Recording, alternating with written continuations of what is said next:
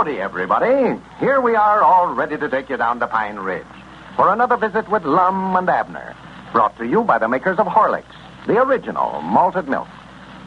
Have you ever wondered why so many medical and child-feeding authorities recommend Horlicks? Well, it's because Horlicks is rich in the precious vitamins that children need. Rich in minerals, too, and in valuable carbohydrates and proteins. That's why Horlicks helps develop husky bodies and strong bones and teeth. You can't do anything better for those children of yours than to give them plenty of Horlicks malted milk. Vacuum processed from rich, full cream milk and the finest of wheat and malted barley. Horlicks is rich in the wholesome nourishment that young bodies need. They'll love it, too. All children like the taste of Horlicks. No family should be without a package on the pantry shelf. And now, here's a special message from Lum and Abner about that flashlight that they offered to send to listeners. They say they just didn't know they had so many friends. The number of requests for flashlights was so great that they can't be made quickly enough to send out promptly. But they want you to know that everyone who sent in will get his flashlight just as soon as is humanly possible. They appreciate your waiting and know that you will be delighted with your flashlight when you do finally get it. And now, let's see what's happening down in Pine Ridge. Well, Abner's swap idea, that of trading groceries out of his store for anything the customer might have to trade, is proving very popular. He has monopolized business in Pine Ridge for the past few days, and incidentally is acquiring a large and assorted collection of animals, as well as other odds and ends. As we look in on Pine Ridge today, we find Lum alone in the store. Dick Huddleston is just entering. Listen. Well, come in. Right over on this side of the store for lowest prices. Quantity merchandise at quality... Howdy, Dick. I thought you was a customer coming in. No, I didn't want to buy nothing, Lum. I was just looking for Abner. For Abner? Yeah. Well, I reckon he's out back there tending to that livestock of his. I ain't saw him in a couple of hours now. Sit down. He'll more likely be in directly. Yeah, well, I'll just wait till he gets inside. I can't talk to him out there if he's busy, no way. Well, he's busy, I'll tell you that. Keeps him and Cedric both busy all day tending to that stock of his. You ought to see just what all he's got back there. Outdoing this conglomeration of animals I ever seen in my life. He just went plumb hog wild. Swap for anything they bring in here. Yeah, well, that's what I want to talk to him about, Lum. He's got goats and hogs and cows and dogs and chickens and turkeys and guineas and possums. Swap for 3 possums and a coon this morning. For goodness sake. He's got 60-some-odd rabbits out there. 60? There was, last county made, and yesterday Snake Hogan's panned off a old horse on him. I just wished you could see him. Abner gave Snake Hogan $50 in trade for it, and it laid down out there at the side of the store and taken him and Cedric my night all night to get him in the lot back there. Yeah. Well, Abner never was much of a trader, no way, Lum. I don't see why he started on this swapping business in the first place. I don't neither. I wouldn't give him $3 for that horse, even if he lives. Yeah. He had the veteran over here twice today. He's so weak he can't even stand up. Well, now, how does he ever expect to come out on a deal like that, Lum?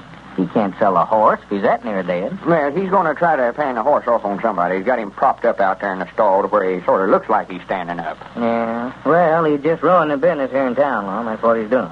If he's making any money out of it, well, I wouldn't complain. But that's what I came over to talk to him about. He's not making anything, and we can't make nothing. Why, no. I haven't made expenses all week. All my customers are bringing eggs or chickens or something over here and swapping them to them for groceries, and you can't get them to pay cash as long as they can do that. Well, I don't know. He won't last long, no, Dick. Just look over there how his stock's running down. Yeah. See how empty them shelves is? Yeah. He'll be out of merchandise in a few days. The rates are going down. He's already run out of feed. That bunch of stock he's got out there is eating him out of business. He had to buy feed from me today. He did? Yeah, he's the best customer I got now. Fact is, he's about the only one I got. Granny's, I'm sure making him pay a profit on that feed I'm selling him, though. Oh, where's he getting the money to pay for it, Lum? Well, I'm having to sell it to him on a credit. He ain't got no cash money at all now. Well, you're taking big chances there, ain't you? Sell him on a credit with all that trading that he's doing? Yeah, but I know I couldn't hardly turn Abner down. I've known him so long. You know? No, of course. But now fellas got to watch this credit business, Lum. I had a chance this morning to sell a batch of stuff on a credit and make some money, but I turned them down because I knew there wasn't a chance for me to ever get my money out of it. All right, sure. It's that Circus that's supposed to open up here tomorrow. Circus? Yeah. Oh, yeah. Been seeing some bill posters around town. Oh, yeah, they're Circus plastered the town with him. Yeah, looks like that's going to be right smart of a show. Well, I don't know, Lum. They ain't got much. Just a bunch of old wore-out animals. It's so poor they look like they're about half starved. Well, I do know. I went down to look over what they had this morning. They're just about ready to fold up. More likely be stranded right here in Pine Ridge before they get done. I do know. Why, they didn't have enough groceries there in the cook tent to last them through the day. Yeah. They don't make arrangements for credit around here someplace. Well, I don't know what they're going to do. More likely be on charity. Why, sure, that's what I'm afraid of. Have to feed them all the rest of the winter. I feel sorrowful for folks like that, but I'm glad they never come over here looking for credit. I'd hate to turn them down, but I know I can't afford to feed a whole circus crew. Why, I know. That's the way I felt about it. And there ain't a chance in the world a fella ever getting his money from an outfit like that. He's Why, stuck no, and let him have it. Wait a minute, there's our ring.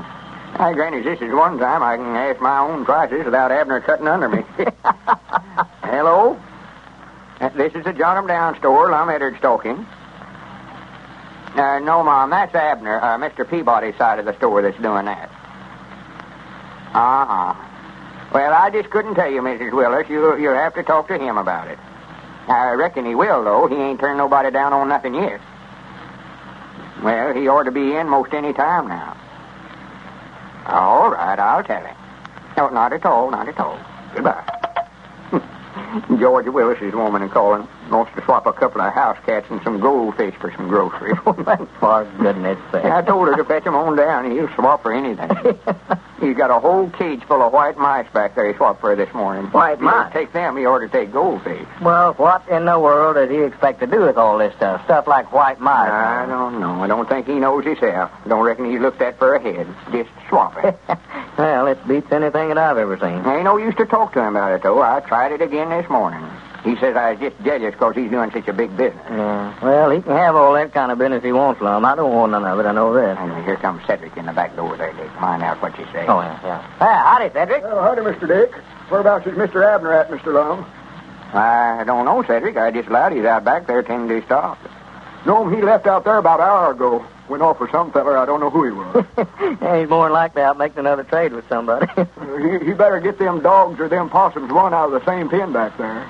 You mean he's got the dogs and the possum in the same pen, Cedric? Well, no, not in the same pen. He's got the possums in a cage, but the dogs is barking at them and scaring the rest of the livestock out there.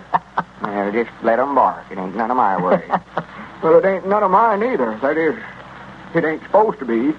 I went to work down here at the store. You fellas said you wanted me to deliver groceries. All I did the last 2 days is build pens and look after that menagerie out there. Keep me pretty busy with it, Cedric. Yes, Mom. Them pigeons got out a while ago, and I had a time of getting them all back in. Never did catch 2 of them. They flew off. Well, sir, I want to go back there, Drex, and see that zoo, just to see what it looks like back there. Yeah, Abner be running competition at that circus over there. Yeah, you ought to just join up with him, Lum. Just pitch in 50-50. It'd have a pretty good show with all he's got. Then somebody else wanting to swap some animals, I reckon. Well, better tell him we ain't got no more room out there now, Mr. Lum. Hello? Jot'em down store, Lum Abner talking. Why, no, he ain't here. I don't know where he's at, Ike. He done what? Well, don't jump on me about it. Me and him ain't partners no more. He's the one that's doing the swapping. I couldn't tell you. There's a couple back there, but I don't know who he got them off of. Well, wait a minute. Hold the receiver. Who did Abner get them 2 hounds from, Cedric? Oh, let's see. I believe he swapped Miss Reynolds out of them this morning. Yeah. Hello? Yeah, I reckon they're yours, Ike. Cedric says Abner got them from your woman this morning. Well, I don't know. You'll have to see him about it. Well, that's up to you and him. I don't know what the law is on it. All right, I'll tell him. All right, Ike, goodbye. Granny Abner's got himself into it now, sure enough. What's the matter, Lum? Why, that was Ike Reynolds. Mad enough to bite. Said while he's down at the sawmill at work today, his woman brung his 2 best hounds down here and swapped them to Abner for groceries. Now he's wanting them back. Said they weren't earned to trade. Well, if I was him, I'd call that a good chudding. Well, he said it was the best 2 varmint dogs he had on the place. Said they's both extras. Well, that Ike's pretty mad. When he gets mad that way, he's a hard customer. Oh, yeah, he's mad now, too. Says he's going to give Abner a licking or get them hounds back one. Yonder comes Mr. Abner out front there now. Yeah, there he is. I expect I better get on back out there and see if them pigeons has came back yet. They're supposed to be homers, but I don't know where they think they live at now. Over here or back over there at Doolittle's place where they come from. Howdy, Abner. You got yourself into it now, Abner. Ike Reynolds just called up and said his woman swapped you a couple of his hounds unbeknownst to him. Says he's going to get them back or give you a licking. Yeah, I'd just love to see him try. I ain't the constable here for nothing. Yeah, I've been waiting to see you too, Abner. Yeah, well, I've been over making a big deal. I dog it, I sold $200 worth of groceries just now. Beat you fellers to it. $200 worth? Yes, sir, 200. That circus that's in town. I made arrangements to furnish them all their stuff while they're here. Oh, yeah. Did you sell that outfit some groceries on a credit, Abner? For goodness sake. Well, yes, but he's going to pay me before they leave town, though. Yeah, that's what he said. Yeah. You'll never get a nickel of it, Abner. No. Dick was just down telling me they're just about ready to fold up. Yeah, but now, they never put nothing over on me. I got them to where they'll have to pay me. I've got a first mortgage on every animal they got down there. Bears and lions and monkeys and zebras and camels and everything else. Well, Abner may not be making any money, but he's certainly doing the business.